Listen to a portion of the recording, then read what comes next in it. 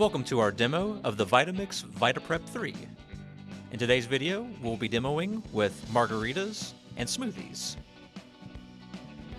We'll start by making virgin margaritas. For this recipe, you'll need a 1/4 cup of orange juice, juice from 1 lime, juice from 1 lemon, 6 ounces of limeade concentrate, a 1/4 cup of agave syrup, and 4 cups of ice. Pour in all the ingredients and blend until smooth.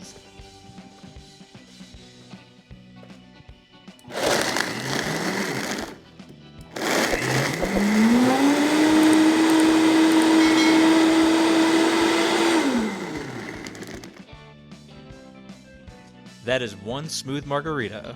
Pour into a glass and enjoy.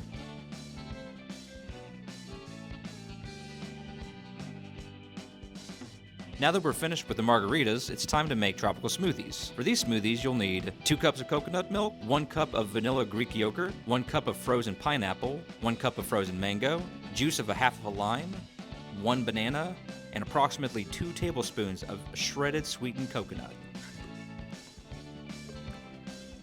Once again, mix ingredients into your blender and blend until smooth.